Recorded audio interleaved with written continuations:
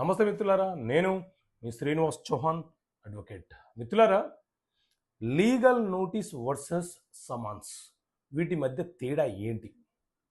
Legal notice అంటే ఎవరికైనా ఏదైనా ఒక సమస్య వచ్చినప్పుడు ఆ సమస్యకు సంబంధించి ఎవరైతే ఆ వ్యక్తులకు ఆ సమస్యలను సృష్టిస్తున్నారో, అంటే సివిల్ అంశాల మీద, ఉదాహరణకు డబ్బులు తీసుకున్నారు, తిరిగి అప్పు తీసుకున్న వ్యక్తి చెల్లించటం లేదు, లేదా ఒక వ్యక్తి చెక్ ఇచ్చాడు, చెక్ ఇచ్చి మోసం చేశాడు కాబట్టి చెక్ బౌన్స్ కేసు వేసే సందర్భంలో, అగ్రిమెంట్ ఆఫ్ సేల్ రాసిచ్చాడు, తిరిగి వచ్చి రిజిస్ట్రేషన్ చేయమంటే చేయట్లేదు, ఇలా ఏదైనా ఒక సందర్భం ఏర్పడినప్పుడు మీరు అడ్వకేట్ ద్వారా అవతల వ్యక్తికి మనము లీగల్ నోటీస్ అనేది పంపించవచ్చు.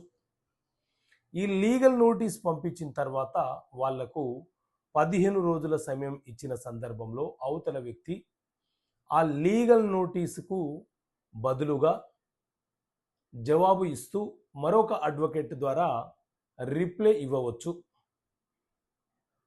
ఈ అంశాలను అతను అంగీకరిస్తున్నాడా లేదా, అంగీకరించకపోతే ఎందుకు అంగీకరించటం లేదు, దానికి గల కారణాలను కూడా అతను ఒక అడ్వకేట్ ద్వారా రిప్లై పంపించే అవకాశం, వెసులుబాటు అతనికి ఉంటుంది. సో సాధారణంగా లీగల్ నోటీస్ అంటే అడ్వకేట్ ద్వారా పంపించేది.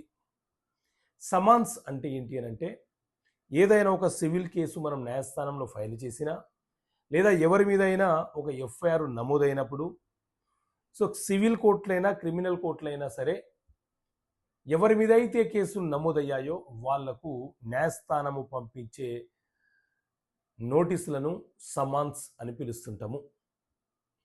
ఈ సమాన్స్ అందుకున్నప్పుడు సివిల్ కేసులో అయితే మీరు 90 రోజుల లోపు ఒక అడ్వకేట్ని నియమించుకొని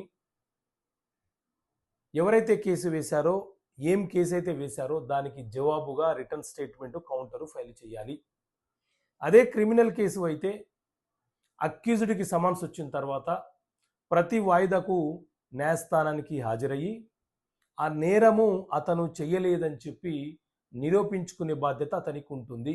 అతను కూడా ఒక అడ్వకేట్ని నియమించుకొని ఆ నేరం అతను చెయ్యలేదని ప్రూవ్ చేసుకుంటే ఆ కేసు అనేది కొట్టివేయబడుతుంది.